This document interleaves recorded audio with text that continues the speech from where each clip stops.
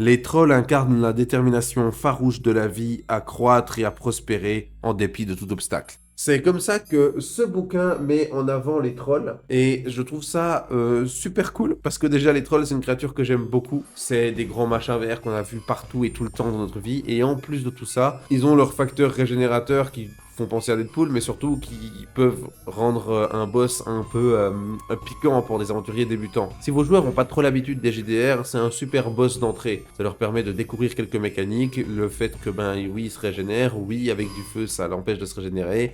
Si vous avez bien fait votre donjon, il y a moyen qu'il y ait deux, trois solutions à ça et que ça leur permette de passer outre cette difficulté tout en se posant la question ah ben tiens, qu'est-ce que j'ai gagné au fur et à mesure du donjon qui me permettent d'avancer plus facilement. C'est pas pour parler des trolls d'une manière générale que je fais cette vidéo. Dans le manuel des monstres, on nous présente juste un stat block pour les trolls. Avec les prochaines extensions que D&D va apporter, on va avoir beaucoup plus de trolls à faire. Et mon préféré, c'est l'amalgame trollesque. Le facteur de puissance, il est à 17, donc c'est un strum, c'est un vrai gros boss, tu vois. Et il est aussi terrifiant que dégueulasse. En réalité, lorsque les trolls sont capables de se régénérer, si on les colle les uns aux autres pendant que ça arrive, et ben ça fait cette énorme boule de merde. Ils arrivent tout de même à survivre, ils arrivent tout de même à exister et à être vivants. Mais du coup, tu sens que c'est pas viable, que c'est juste pour accumuler plus de puissance. L'amalgame trollesque est une seule entité, une seule créature, avec des statistiques bien plus élevées, que ce soit en point de vie ou dans leurs statistiques, pas en classe d'armure, heureusement ça ils ne l'ont pas bougé, mais c'est surtout dans la compétence d'attaque qui leur reste que je vais vraiment m'amuser.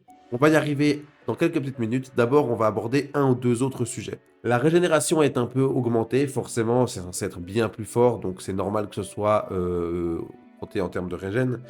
Mais ce qu'il y a d'intéressant, c'est sa résistance à la magie.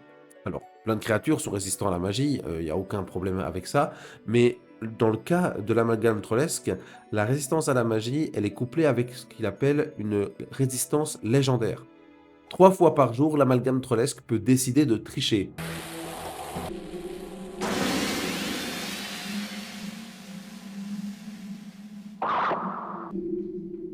Fait son jet de sauvegarde en avantage, hein, c'est le jet de sauvegarde contre la magie, c'est ça la résistance à la magie, hein, tu fais son jet de sauvegarde, et s'il rate, tu peux dire non, il réussit. Voilà. 3 fois par jour, tu as le droit de quand même réussir alors que tu as raté ton jet. Nice. L'attaque saignée représente très bien l'état de la créature, hein. C'est assez bien foutu. Une attaque au corps à corps qui fait beaucoup de dégâts, mais comme il a attaque multiple et qu'il fait beaucoup de fois cette attaque-là par tour, on imagine bien un amalgame avec beaucoup de bras attaqués comme un forcené à griffer comme pas possible pour faire saigner son adversaire. Le truc le plus intéressant avec l'amalgame trollesque, c'est sa capacité à lancer ses propres membres sur un adversaire. Ah ouais, complètement. Il peut s'amputer un bras, lancer un bras sur vos aventuriers, et s'il touche un aventurier de taille moyen ou moins, il a l'état agrippé. Donc le membre est vivant. Et d'ailleurs, c'est une entité à part entière, c'est écrit dans le bouquin qu'il y a quelques statistiques qui changent, mais qu'à part ça, c'est comme le troll.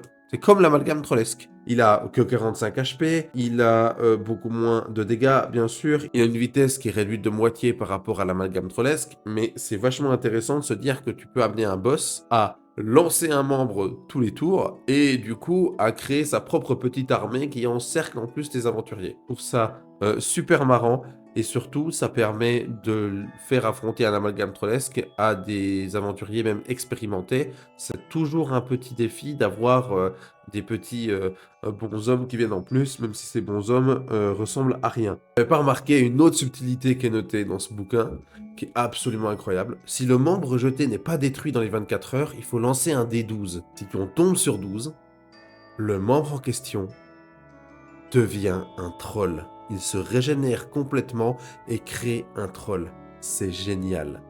Parce qu'en réalité, c'est pas pendant le combat, c'est pas trop pénalisant. Mais si les aventuriers font pas trop gaffe et décident de quand même le garder pour faire les malins, ils peuvent se faire avoir complètement.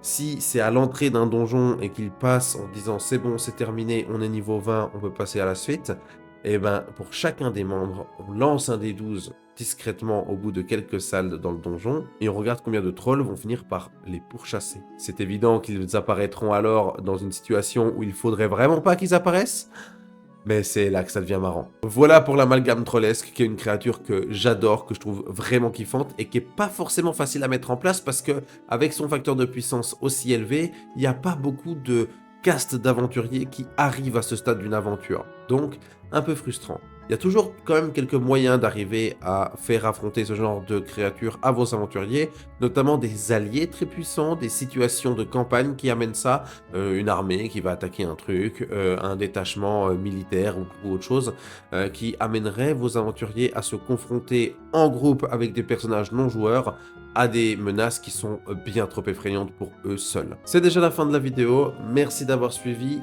tout soutien est bienvenu, du follow au sub à n'importe quoi d'autre. Vous pouvez me retrouver sur n'importe quel réseau, j'essaie de faire du contenu. Allez, bye, à la semaine prochaine.